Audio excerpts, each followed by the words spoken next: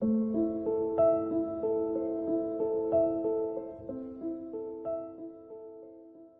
Grass, the coordinator for the Uganda Minority Shelters Consortium.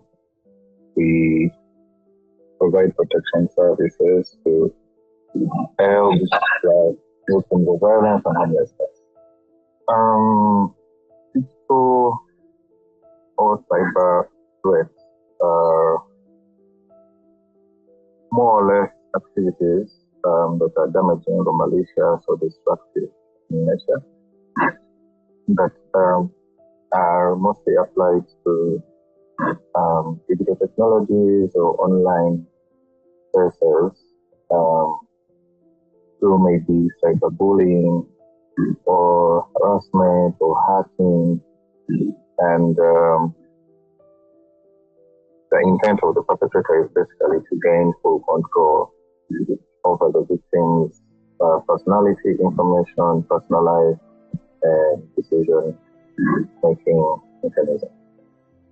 The examples include cyberbullying for the most part, where you can be intimidated online, and for our community, of course, this is mostly done through social media. We've seen videos that are conducted where they intimidate or even generate content that is harmful to the target group or the viewership. I'm also aware of attempts of hacking where organization accounts can be hacked. Some have been hacked, some have been social media accounts, others have email accounts, and online harassment in general, where someone can come to your inbox and threaten you with blackmail that I know where you live, or I know what you're doing, or generally someone launches a campaign online and just decides to make your life miserable so that you can either get off the internet or so that there is actual physical harm that ends up being exacted on you. One, because of the law, the current law is not protective of LGBTQ plus individuals, especially with regards to issues of privacy. And so, once someone is able to access your phone or access your laptop, they tend to expose your information to the public through the different public channels. And the intent of exposure is to ensure you either, quote unquote, convert to heterosexuality, or so that maybe violence is exerted on you. And with our particular community, of course, homelessness has been mostly, or a fair amount of the victims of homelessness that we often have to been victims of digital insecurity, where maybe their phones have been accessed by their parents or accessed by their neighbors or their friends, and that private information forces them to leave or leave their own homes for safer spaces. For the rural LGBTQ plus individuals, the incidents of online harassment also tend to trigger side effects such as losing employment. When your boss finds out, we've interacted, for example, with people who have basically lost their job simply because one of their fellow employees or workers managed to access their phone, and the boss just says not come back to his workers, or maybe their phone out from TikTok that they are part of the community, and they just make their lives miserable by firing them at the end of losing employment. The same has also happened for issues of housing where the landlord, for example, lands on a leaked video.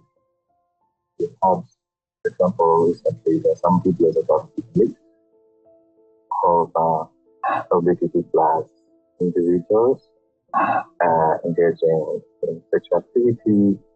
And if this was a heterosexual video, we don't think there would be a lot of consequence. But because it is an LGBTQ plus individual in the video, we've seen more voice notes that are circulating from the parents or from the guardians, from the community. We've seen intimidations of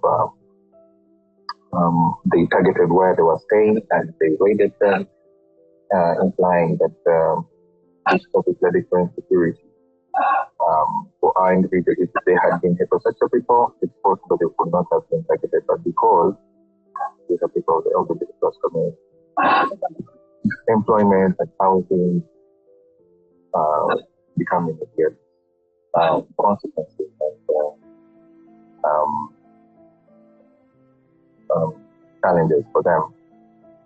The other side effects, of course, that we've seen is in terms of mental health, where we've seen more affected either through depression or anxiety, or suicidal tendencies, where someone is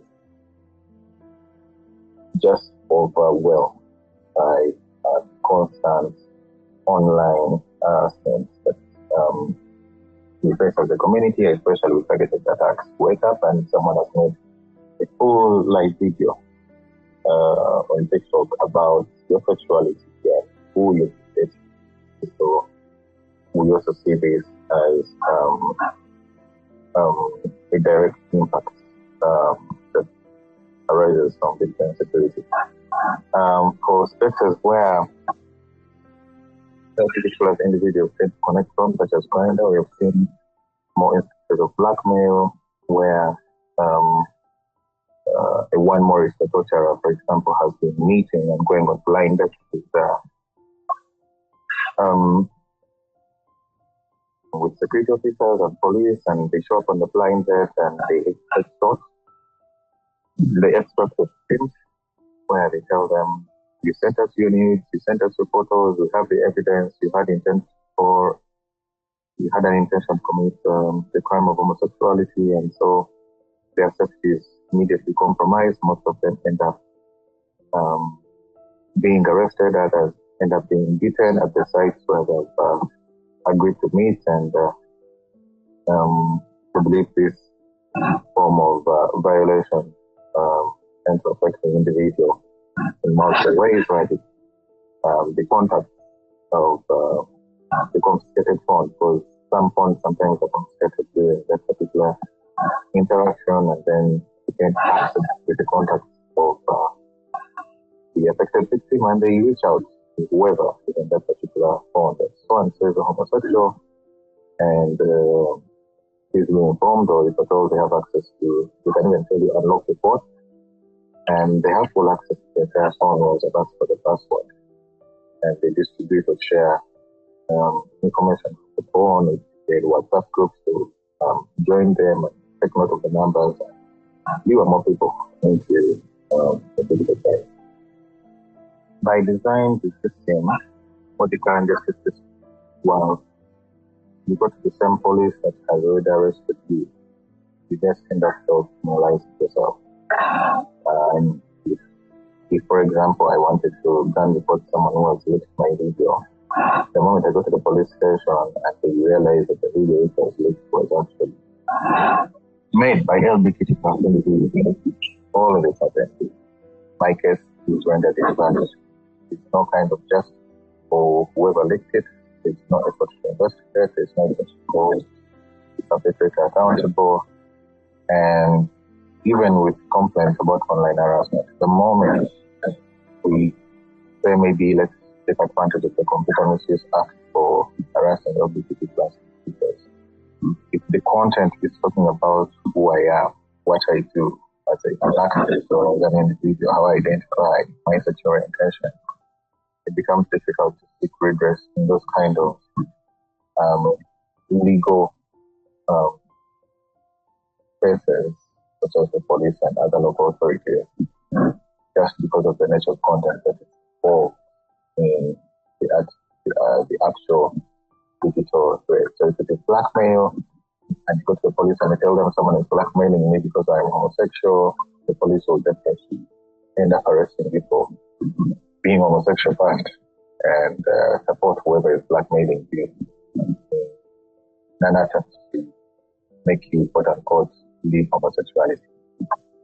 So, for the most part, it's because we are already criminalized by the law and attempt to seek other religious mechanisms. So, we have organizations that focus on digital security. We have digital partners that can help in reporting such kind of harmful information. We have tried solving some of those or ensuring that the content is gone down. For example, on Grindr, we have had efforts where more information is released about safety precautions or how to ensure that you know the basics. No, you do not just meet someone who was not shown his real pictures or without a video call. We've had safety and security organizations that also respond to this kind of digital threats, such as HERA, just their blackmail incidents, or Ubuntu Law and Justice Center, and other legal partners that protect not just the individual but also the human rights defenders if you've been a victim of online harassment or targeting and your safety is compromised. We'll have different defenders to the rescue. We have Defenders Protective Initiative (DPI) as some of the response mechanisms to this kind of threats.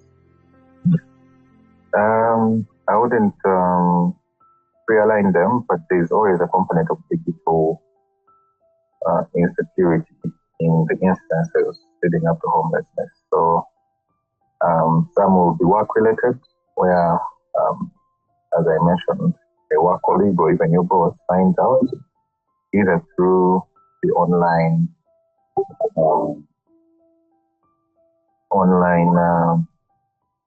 social media about who you are and what you do and how exactly you identify. You get fired from your job, and because your job was the one which was helping you afford the rent, you end up homeless. That is one channel of homelessness. The other is directly related to the cyber threats, where your location has been revealed, or they have recorded a video of maybe you being caught in the act, and such as the videos that have gone viral recently. And the community just decides to raid your place. Can be the community, can be the police, come to your place, they arrest whoever they can find there, and the people who are arrested, after we engaged here, they were released on bail, and they could not go back to that place where they were raided from. So we had to admit them in the shelters as part of the safe spaces that they could find. Other victims will go through Grindr, as I also mentioned, and in a way, you might find digital insecurity contributes about 30% of our clientele. So 30% of about 500 this year is about 150. So I would say an average of 150 people somewhere, somehow, somewhat have had a digital component that contributed to the end result of homelessness through those particular mechanisms. First of all, of course, security trainings. We have tried to amplify security trainings, encouraging people to use VPNs, encouraging people to self meeting mechanisms, something which may be like in a very unconscious place. We've conducted workshops so that issues of online safety and privacy are prioritized for the community itself. So originally, we used to just meet whoever you find and join that. Just now, there are precautions or steps that someone is able to take to assess or detect the potential threats. We've also scaled up our mental health support services at UMSC. We've been trying to conduct group therapy online and sharing this kind of information regarding counseling and therapy for the different individuals who feel the different impacts of cyberbullying and harassment and all other different things. We've also established a crisis response support to our hotline. We have a hotline where in case the individuals who are experiencing this kind of harassment or cyberbullying, they're able to contact us for further support and linkage to safe spaces whenever a need arises. We have also made an attempt to advocate basically, because as I said, the original problem is the law. So we made efforts to increase more advocacy so that when the Anti-Homosexuality Act was passed in 2023, we documented the violations and the consequences that have arisen from this particular harm, especially in the TikTok era. At least we've seen less harmful content that is being put out there, but in general, it is still the laws that have tried to reduce some of these particular consequences of digital threats. So in April 2024 this year, we managed to have some few wins with the Constitutional Court ruling, removing some sections of the law that were amplifying homelessness, because the law was, for example, saying that the landlord should be arrested for providing accommodation to LGBTQ plus individuals. So the landlord finds out and then would find people are being evicted because the landlord, even if they wanted to provide that house for renting, they would say, the law is going to arrest me because now I have found out online, I have seen your profile, I have seen your website, I've learned about your work online.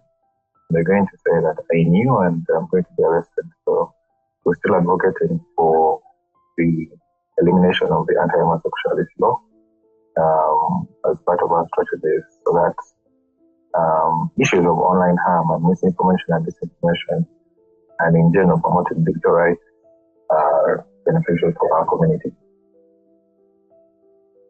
I think the primary channel for this would be collaboration. We would have to collaborate with technology companies that were able to develop the tools, the policies. For example, on TikTok, if there is an online hate speech, it is able to detect it in what is found or language, and then they will say that we are not seeing any online hate from this particular video. So we need to collaborate with most of these companies, collaborating with Grindr, at least find ways of screening people who are enrolling on the application, because even police officers are able to open accounts on Grindr. They proceed to target whoever they want. So I think the main strategy is this with collaboration with technology companies. It's TikTok. They can collaborate with us. We tell them, this is how our community is targeted.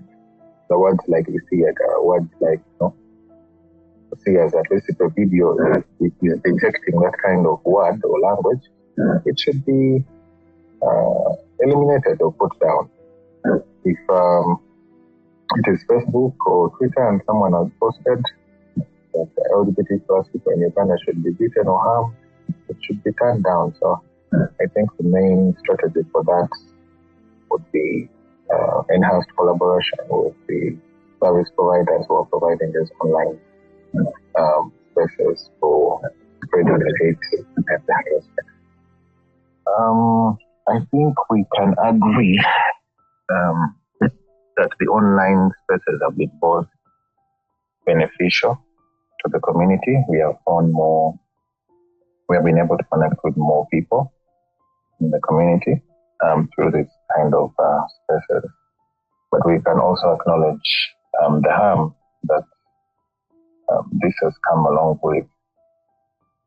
And for the people who have been affected by this, I think we have already shared some of the response mechanisms available. We have a toll-free line, we have emails, we have social spaces, we have physical spaces where we can meet and provide the counseling and therapy that you need to cope up with, and also to encourage them to lessen their level of online exposure, especially with the law. It is okay to come out of the closet if you feel that the consequences of coming out do not outweigh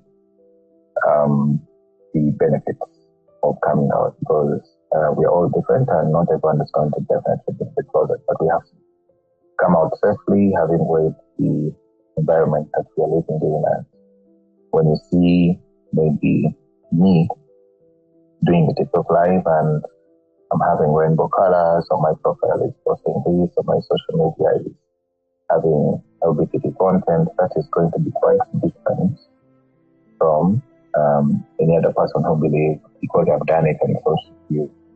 And so it's important to weigh the